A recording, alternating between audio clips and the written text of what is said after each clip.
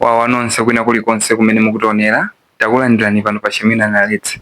So mtsiku la lero mu studio muno tili ndi wachinyamata amene angathe kutithandizira kusanthula topic ya lero imene ili maganizo achinyamata pa nkhani ya zachuma komanso tsogolo la dziko lino. Ndiye choyambirira ndi mpasa kuti azipange introduce yekha. Achimwene nthawi yanu. Moni aliyense, ine dzina langa ndine Ekari Nampinga. Mpaka nali panopa ndikupanga maphunziro ku skulu ya ukachenjede ya University of Malawi. Nzomwe ndikhoza kunena ndithu. Zikomo kwambiri achimwene. So mtsiku la lero monga mmene tafotokozera topic yathu ndi maganizo achinyamata pa nkhani ya zachuma komanso tsogolo la dziko lino. Ndeno pongomva topic iyo mukuganiza chani? Ndikuona kuti ndi topic ndithu yabwino kwambiri chifukwa ikukhala ngati kutika achinyamata kuti kutipatsa mawu athu kuti tikhoza kuperekapo maganizo athu pamene zinthu zikuchitikira, chifukwa nthawi zonse anyamata ndi maganizo kuti amakhala munthu amene amaganiza mwina mofunikira komanso mozindikira polingita kuti amakhala ali ndi mphamvu. Ndi topic yabwino kwambiri. Zikomo komanso ndinenese pano kuti mukhala omasuka pofikira pamene titamalize program yathu ino. Zikomo kwambiri. Achimwene, kodi mungafotokoze bwanji current economic situation mdziko lino la Malawi?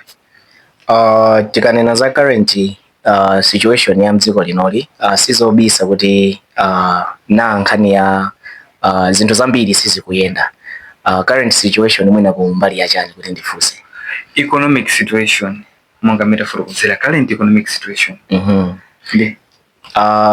Tikaona za current economic situation ya dziko lino sizobisa kuti zinthu sizili bwino kwambiri.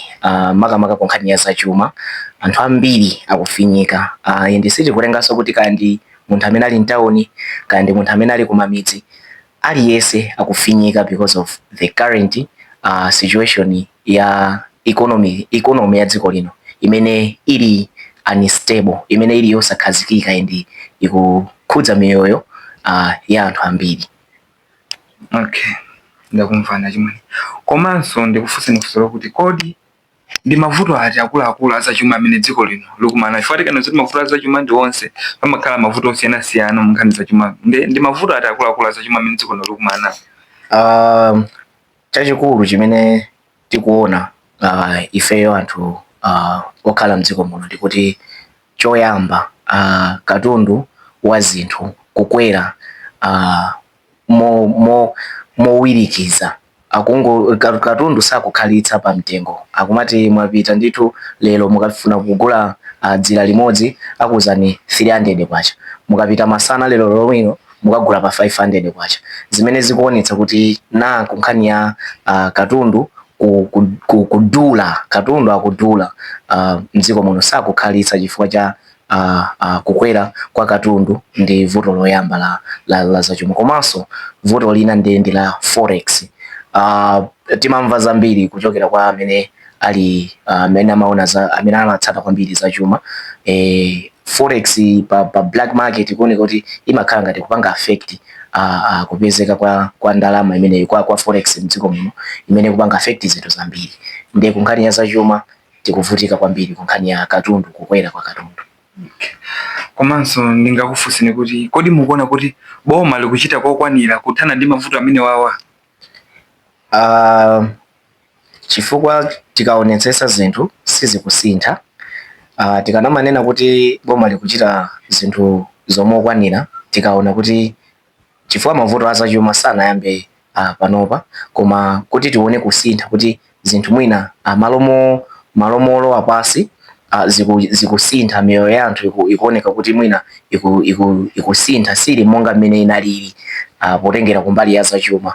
Ndiye tikaona kuti palibepo kusintha kulikonse tikhoza kupanga conclude kuti mwina boma sili kutithandiza chifukwa mavuto mwina amene amalawa akumana nawo malomo kuti akalengati mwina akuchepa akungopitirira. Ndiye kuyankha kwake likhoza ngoti yayi boma sili kutithandiza ku nkhani ya zachuma. Okay, ndakumvanya chimwe. Komanso ndikufunseni kuti ngati wachinyamata muyankhe pa perspective ya chinyamata, mukuona kuti ngati wachinyamata mukumana mavuto otani? Mwina kungoyankha kunena monenetsa ngati pali munthu winanso amene amavutika kwambiri zinthu zachuma zikakhala kuti sizikuyenda mu dzikomo kwambiri, amathanso kukhala mnyamata. Ndonena izi chifukwa chokuti moyo wa chinyamata umapangabe demand kuti azikhala ndi zinthu zomuyenereza moyo wake wa tsiku ndi tsiku.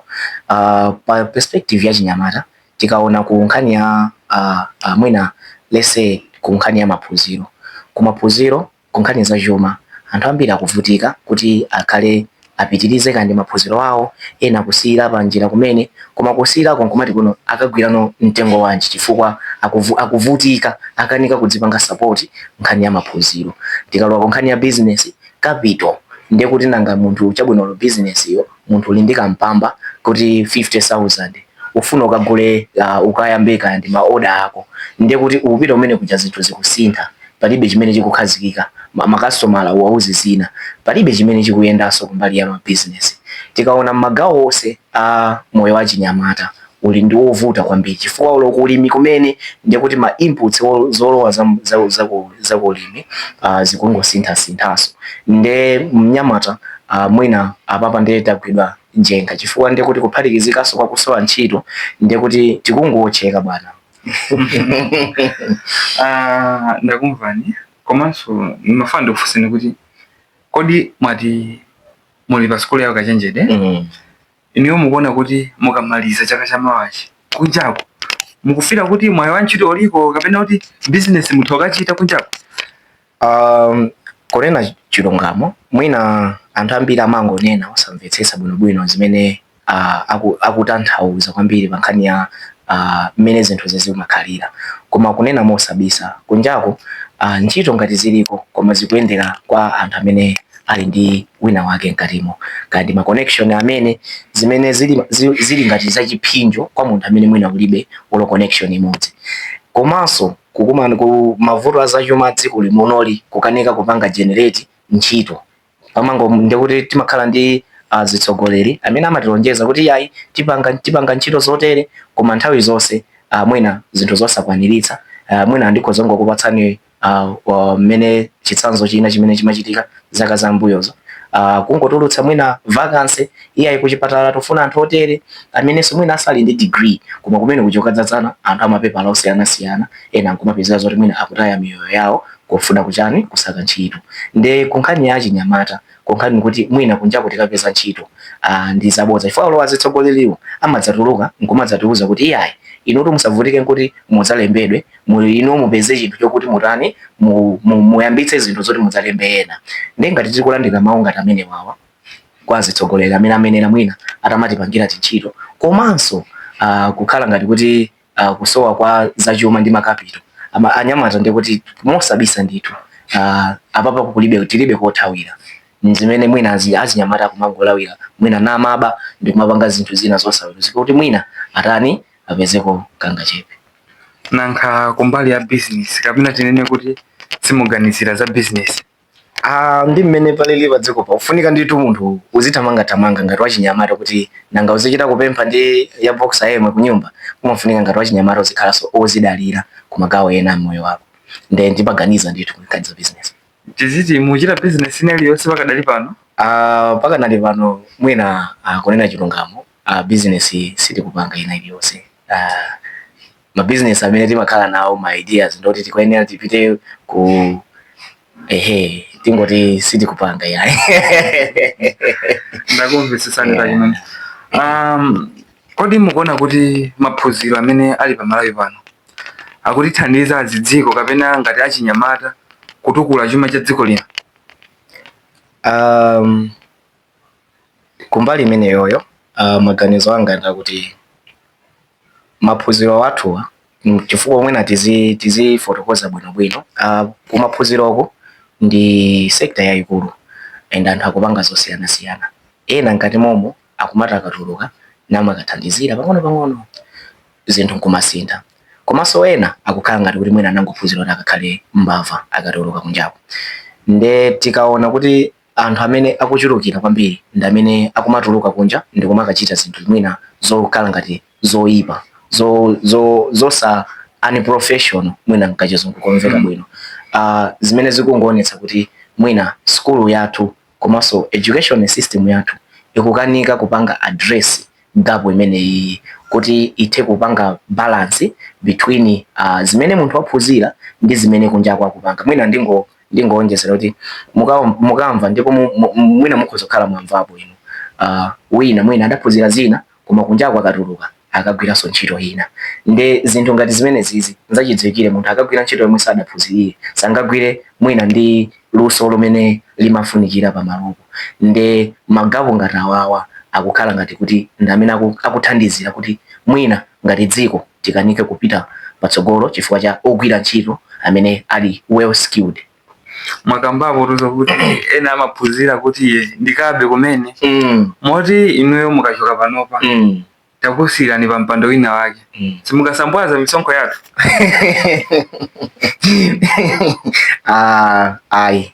Ineyo paka nali panopa sindikuganiza kuti ndikhoza kukhala mutero chifukwa ineyo ndi mmodzi mwa achinyamata amene ndimakhulupirira kuti ifeyo ngati Malawi tikuyenera mwina ndi nthawi yakuti tiyambe kupanga ziganizo zina zimene zikhoza kudzapindulira dziko. Chifukwa ndikuwuzeni mwina dziko linoli achinyamata komanso anthu ambiri amapanga zinthu zachibwana mmene amapangira mwina hando nkhani ya zachuma zokhudza dziko lino ndi zinzake komanso mwina achinyamata kumakanika kukhala forefront yoonetsetsa kuti mwina Amalawi akumenyera zofunikira maufulu a Malawi ku nkhani ya zachuma ndi magawo ena.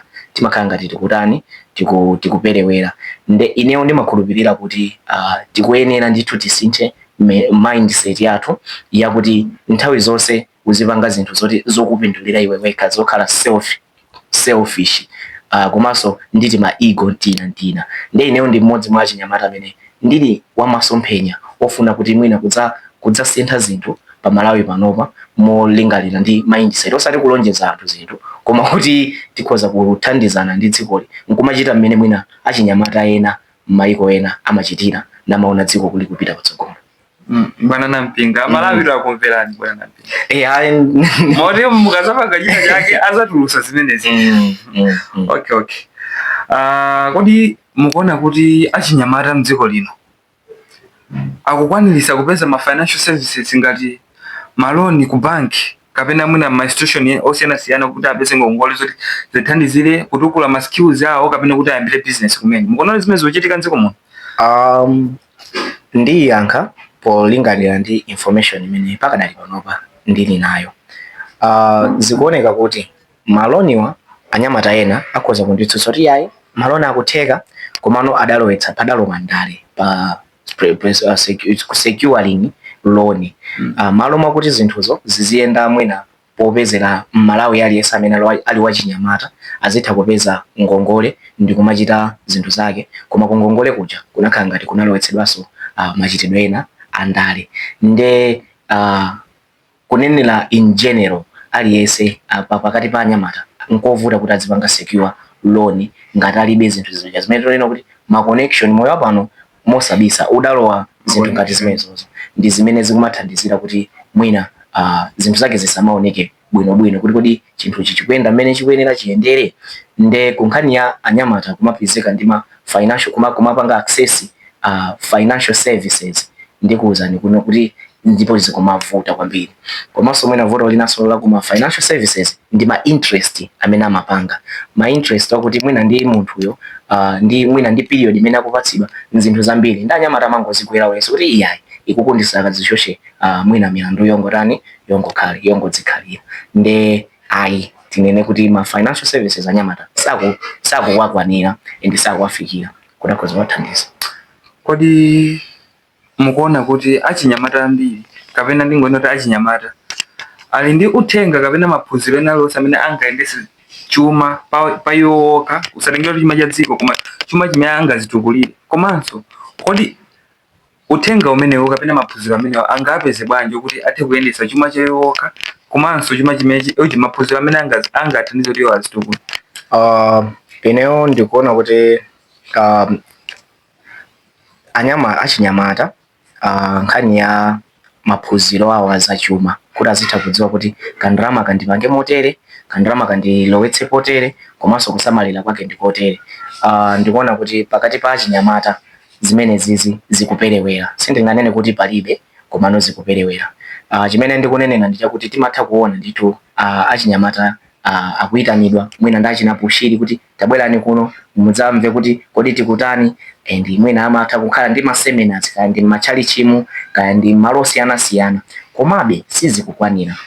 And izizi zikuoneka mwina ndi mmene miyoyo ya achinyamata akukhalira. Achinyamata ambiri mosabisa akukakatika chifukwa mwina kagwiritsidwe ka ndalama kaya mwina mmene angapangire ndalamayo ka knowledge imeneyoyo komanso uthenga umeneyo sunawapeze. Nde iwo wachinyamata mwina atayikaponso kama chifukwa ineyo ndikulankhulira ngati wachinyamata. Achinyamata ayikepo mtima wakama komanso akhale anthu amasomphenya kukankhaniza kupanga secure za chuma zawo, kuti iwo malo modikira mwina aboma chifukwa aboma mwina chilichonse tikamangodikiraso kubomako mwina kawiri tikaona mbuyo timakhala tikungokhumudwitsa. Nde tikukhumudwitsidwa. Nde chofunikira ndi chakuti anyamata asangodikira pasi kungokhala nkumadikirira kuti information kapena literacy itati wapeze. Iwo atakhala kuti akusakira mmene ndikufotokozera kuti nakumapita mmasemina akatoleko kawiri katatu kukhuza amene angasanjire ndalama zawo. Nde sikakukwanira kuyankha funso pano, komanso achinyamata mwina kuti awapeze maphunziro ngati kuboma sakukwaniritsa, iwo akhoza mwina walo pa YouTube kumene chifukwa pano we are living in a digital age. Afunsa pa YouTube kodi ndalama tikhoza kumagwiritsa mutani kaya ndi masemina amene akuchitikiramo ndi zinzake. No. Ndikushishani funso lokuti kodi mmaganizidwe anu dziko lino mukuiona bwanji ku nkhani za chuma zaka 5 kapena zaka 10 zikubwerazi? Dzikoli kumene tikupitako mosabisiyana sikukuoneka tsogololo wala lokuti mwina in 10 years sitikuona any tangible development yodzidzimutsa yomwe tikhoza kudzadzidzimuka nayo ngati Malawi. Chifukwa chimene ndionenera ichi ndi chakuti one, yes ma national goals tili nawo mu 2063, koma tikamaonanso malipoti amene in terms of ma percent amene apangidwa and inagawidwa ya 2063 ma national goals athu, tikamaona mmene tikuyendera kuti towards those goals still more tikukhalira chifukwa pali ma sectors ena amene amayenera ndithu by now ayamba kutulutsa zotsatira koma akuoneka kuti akufokabe. So in 5 to 10 years ndikuona kuti mwina palibe chachikulu chimene chingasinthe. Mwina mongo mwinikira ndithu koma zinthu sizili bwino, and mmene zinthu zikusinthira sindikuona kuti in 5 to 10 years tili mbamo mdziko siku ndi siku tikupita negative. Okay. Kodi ndi ma sectors ati adziko lino amene mukuona kuti angathe kuthandizira kukonza chuma cha dziko lino, tsida ka tourism kachanchani? Ma sectors amene mwina akhoza kutipindulira dziko ende ndikufotokozera potengera mwina modelo kapena chitsanzo cha mayiko amene lalero akuchita bwino. Sindingamangonena kuti ayi sector ikhoza kutipindulira koma yeti mwina palibepo umboni wake. Yoyamba ndi agriculture. Malemu Dr. Hastings Kamuzubanda amanena monenetsa kuti chuma chili mthaka. Otanthauzira mwina timatanthauzira mwina, koma ineyo ndikuchiona ngati kuti chuma chili mu zinthu ngati ulimi. Kulimi kumachitika zinthu zosiyanasiyana. Amalawi atakhala kuti akupatsidwa ma subsidy ndi ma government funded projects ndikumapanga kuti ulimi wawo ukhale kuti anthu akulima wambiri koma pa cost yo affordable. Izizi zikhoza kuthandiza kusintha miyoyo ya Malawi, and as a country tikhoza kukhala dziko limene likhoza kukhala kumadzidalira paokha osadalira ma donors kwambiri. So in agriculture muli ndalama and zimene zikhoza kutipinduliranso kwambiri. Agriculture sitikungonena yolima, even yo yaziweto kumene, all of that titakhala serious kumene koko kandi yazipatso kumene ndi zinzake tikhoza kupindula. Komanso mwina ku mbali ya mining mining titakhala nayo serious chifukwa zimamveka kuti kumakhala so zinthu zina zibwana zina kumeneko kwatakhala serious nditu dziko likhoza kupanga. Komanso education sector kuphunzitsa mtundu ndikofunikira chifukwa anthu akaphunzira zimakhala zotukula dziko osati kuphunzira kuti akabe koma kuphunzira kuti ntchito akati agwire pa ground izikhala yolimba. So awa ndi ena mwa sectors amene akhoza kuti pindulira ka tourism ndimenenso ikuonetsa ndithu dziko liti pang'ono ndi pang'ono situzonzo kuti ndalamazo zikatoleredwa zimadzatani koma tourism ndi komanso technology sector pepane ndinayiwala pamene technology sector tikukhala moyo wa technology and first tingamakhale otsalira tikuyenera tizidziwa nawo kuti kodi ndi njira ziti ndi moyo wathu wa leloli tikukhala motani mwina kuti tiziyenda ndi dziko. Okay. Kodi ndikusintha kuti kumene mungafuni mutaona mdziko lino la Malawi kumbali ya ma economic policies kuti muna mwake chuma chathu chingakhale ku stable kapena ndi ma policies amene mati mukakhala kumalingalira koma mwina atabweretsa ichi parliament muja I think chuma chathu chingayambe kuyenda bwino. Ineyo kwambiri kusintha kumene ndikhoza kukamba ndikwakuti ma policies akuyenera adzikomera Malawi osati anthu obwera. Paka nali panopa tikati tione ma policies akunoku business ino mutati muyambe business mukakapita pa business paja mwina mukhoza kukanditsimikizira kuti business iyi sikomera Malawi koma imadzakomera anthu mwina amene ali ngati obwera. Izi zimachoka so pa ma policies kunkhani ya misonkho kunkhani ya magawo ena ndi ena ndikanakonda ma policies iwo atakhala one akhale okomera Malawi osati ophinja Malawi ngati kunkhani mwina yaza chuma mwina so kuma agriculture sector ukukuku atakonzako bwino kuti mwina ngati zinthu ngati achina adimaki aja anthu ankapulumukira kumene kuchako panopa business yoma pangati mavenda ndimene anthu akulira nayo mwina mmamudzi anthu kuti kapena ndi malo siyana anthu akuvutika nayo chifukwa cha ma policies amene alipo kunkhani ya ma sectors ngati amene wawa komanso mwina nkhani ya tikhoza ngoti kumisonkho atawunikira ndithu magawo osewa kuti zisakhale zotifinya ife ya Malawi koma zikhale zo balance ndithu kuti ife ya Malawi tizinyauda mdziko lathu lomwe. Okay, ndakumvesesani.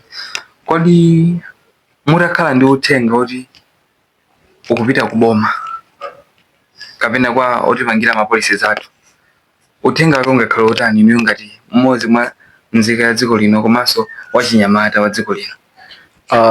Ineyo ngati wachinyamata uthenga waukulu ndi wakuti kwambiri ifeyo timadankhawa kuti pamawa zidzakhala bwanji chifukwa kuli tikamalondoloza za ngongole zimene mwina dziko lino limakhala likutenga odzabweza ndi ifeyo wachinyamata ndino ndi ineyo ngati achinyamata and kuti tidziona kuti ngongole ija ikatengedwa sikugwiritsidwa bwino ngati ngongole ya dziko nzinthu zoopsa ndi nzoti kodi ndalamayo idzachoka potani. So ineyo uthenga waukulu umene ndikhoza kumapereka ndakuti mwina pochita ziganizozo kumtundako adzitengeranso kuti kodi ngati mtundu umene ukubwera kumbuyo kwathu kunoku kodi udzafikira pati komanso udzapeza zotani kuti nawonso mwina ukhoza kudzakhala moyo osangalala komanso mwina moyo owakomera. Nde chimene ndingakonde kuti uthenga umene ndingakhale nawo ndakuti choyamba akhale serious. Izi mwina magemu enawo amene akhala kuchitika mbuyomo ndi amene atibweretsa pano pa as a country kumbuyo kumwina timatha kuchita kobwino koma tikungopita pasi ndi atakhala serious ndikusintha channel ndikuona kuti zinthu zambiri zikhoza kutiyendera. Okay. Mawanomaliza okhuza tsogolo la dziko lino kapena okhuza chuma cha dziko lino ndotani kumtundu wa Malawi? Mawanga omaliza mwina ineyo ndi munthu amene ndimakhulupirira kuti pakakhala mwina zinthu zalakwika si kawiri muzi tilire kwambiri. Kulirako tikuyenera kulira chifukwa sindikuyenera ndiphweketse mavuto amene anthu tife tikukumana nawo koma tikungoyenera tilimbe mtima ndikuchilimika chikhulupiriro chathu tichiyike pa namalenga. Mavuto amene tikukumana nawo Mulungu tsiku lina adzatiyankha. Mavuto azachuma amene tikukumana nawo endi Shamiona kungonena kuti Amalawi akukumana ndi mavuto ambiri m'miyoyo yawo, koma chachikulu ngofunika uthenga mwina wa chilimbikitso kuti pangatalike pangafupike zinthu zidzayenda. Ndi mawanga omaliza mwina chilimbikitso, komanso mwina kuboma kuti akhala ni serious, anthufe tikuvutika, tikuotcheka tikumva kupweteka. Okay, zikomo kwambiri bwana Ekalina Mpinga pa nthawi yanu komanso maganizo anu. Ndikukhulupirira zoti maganizo amene wakhala opindulira Amalawi ena amene atitsatira pa program yathu ino. Mwakoma nonse.